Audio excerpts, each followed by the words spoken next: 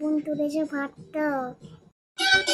ব্যাস আমাকে আর দাঁত তোলেনি তো মা ফেনাবাতি করে রেখে দিয়েছিল। বারে হাই চলে যাও।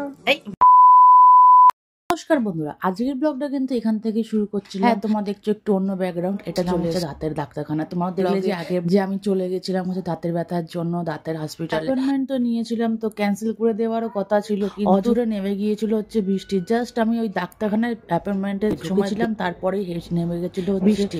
তারপরে আবার চলে গিয়েছিল হচ্ছে তোমার কারেন্ট। প্রথম দিন যখন চেক আপে গিয়েছিলাম না, তখন খুব ফাঁকা ছিল, কিন্তু সেই দিন ছিল বৃষ্টি। হলো কি হবে, ডাক্তারখানা পুরো ভর্তি, এই জন্য ওয়েট করতে হচ্ছিল। তোমার দেখছো পেছনটা অন্ধকার, কারেন্ট চলে গেছে। তো যাই হোক, চেম্বারে তো জেনারেটরের ব্যবস্থা ছিল। তারপরে বাড়ি চলে এলাম। কি জন্য কাজটা হলো না সেটাও বলছি।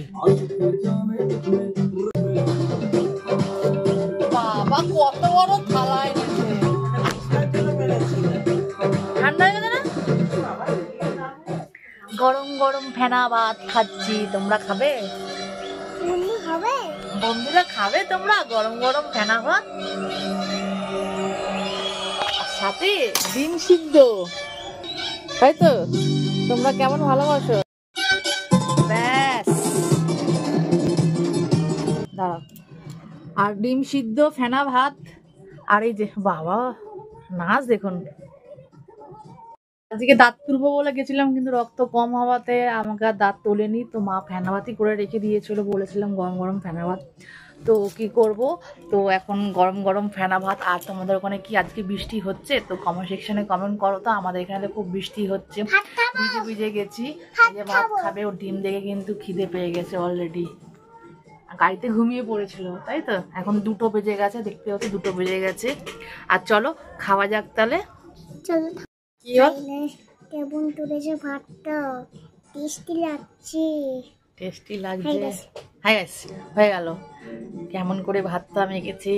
হাই গাইস, বলো কি অ্যাক্টিং পারে। হাই চলে যাও। এই বলছে হাই চলে যাও।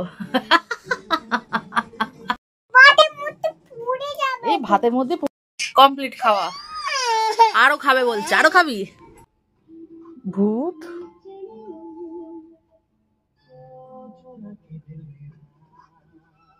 আরে শুতে আয়, অনেক নেচেছিস। এদিকে আয় বুঝলি। বাবা, ওরে বাবা, ঠিক আছে, ওকে ওকে ওকে।